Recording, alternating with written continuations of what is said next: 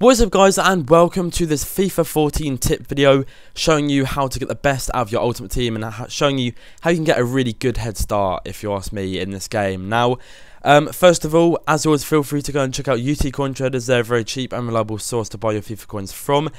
All their links will be in the description. So I've got a few little bullet points that I want to talk to you guys about in today's video. Some of them you may already know about, but others I think could help you on quite a wide scale. I'm pretty sure every single person that's watching this video, you'll find at least one tip from this video.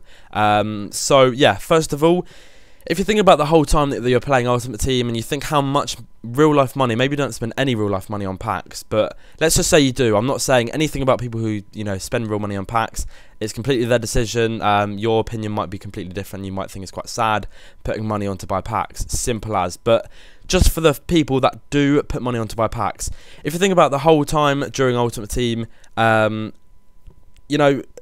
how much do you really think you'll spend on the whole of the FIFA game? What version is it? It's going to be FIFA 14. How much do you think you'll spend on the whole time that game's out? If you could spend, say, £100, if it was me, I would probably want to spend all my, probably about 75% to 80% of my money that I'd set aside to spend on FIFA packs. I'd want to spend that in the first week of FIFA being released. The reason being is because at this point in time, the prices are the most expensive for players, and maybe if you were to get a pack with a really good player, you should maybe keep him for maybe like another 3-4 weeks so that prices can really settle, and maybe prices might rise a little bit more. But as always, prices will be the highest at the start, so that is when you're going to get the best value for your packs. If you buy them further down the line, maybe like now, this time next year, and you got like, I don't know, Neymar in a pack, he'd probably be like half the price. So it is something to watch out for, but I thought I'd just mention that because I know a lot of people are going to be putting money on to buy packs.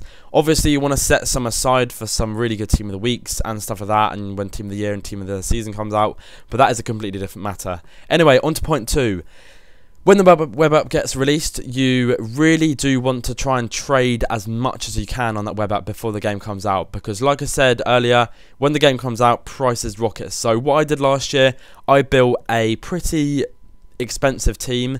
I actually was able to get a team for about 50-75k just from getting really cheap deals, and it was a good team, and what I was actually able to do, I was able to sell that when the game came out. After about a week of the game being out, I was able to sell that for probably around 3 times the price. So that in itself is a money maker.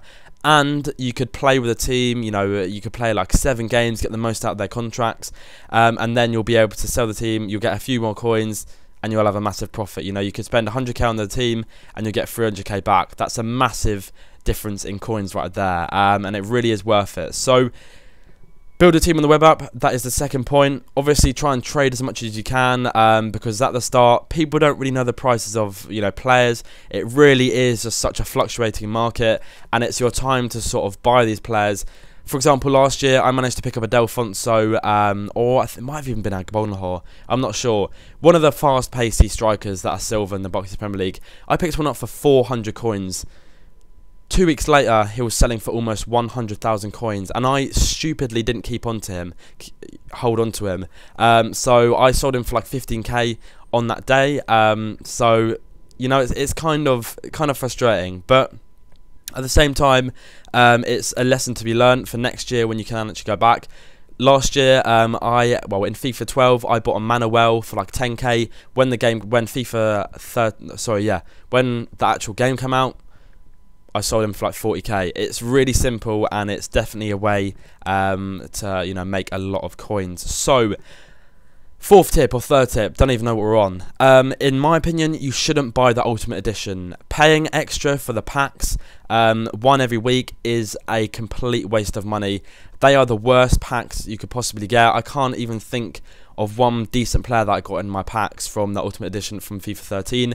I would try and stay away from it. I just use the extra, money that you get from for paying. Say it was like the normal edition was £40. Say the Ultimate Edition where you get the free packs, like 24 free packs over the course of 6 months, was like £15 extra, I would just put that £15 at the start of the game and just buy packs then, because you're going to get more for your money, and it really is, I think, in a way, a kind of con. Another thing, if you are buying packs and you get some highly rated players, keep onto them, hold on to them, because when you know, in a couple of weeks, when the game is out, like I said, you can sell them for a lot more.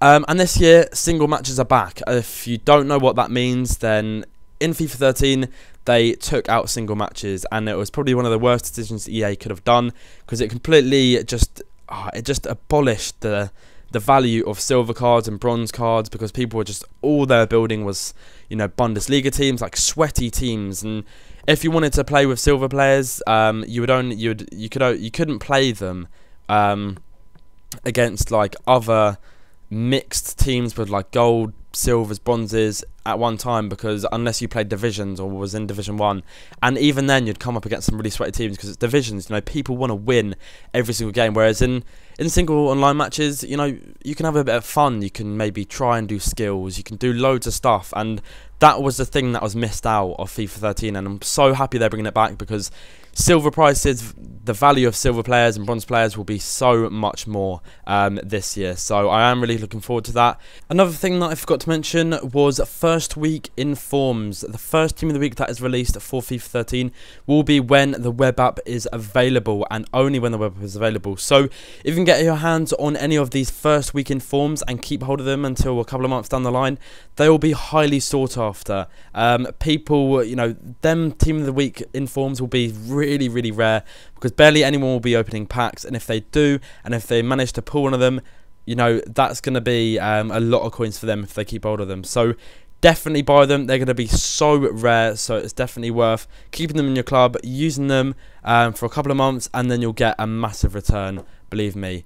So yeah, thought just to add that in again. Anyway guys, that is the end of the video. If you have any more tips that, you know, people might be able to benefit from, leave them in the comment section below, and I will try and make another video if it's worth it. If not, just thumbs up the comment of the video, of the comment that you found useful, and hopefully when people scroll down after watching this video, they'll be able to find a lot of comments that will obviously give them a bit of benefit when FIFA 14 Ultimate Team starts. So anyway guys, thank you very much for watching. If you want to hit the like button, that would be really, really appreciated to show your support. Anyway, have a nice day. Hopefully these tips have helped you, and peace.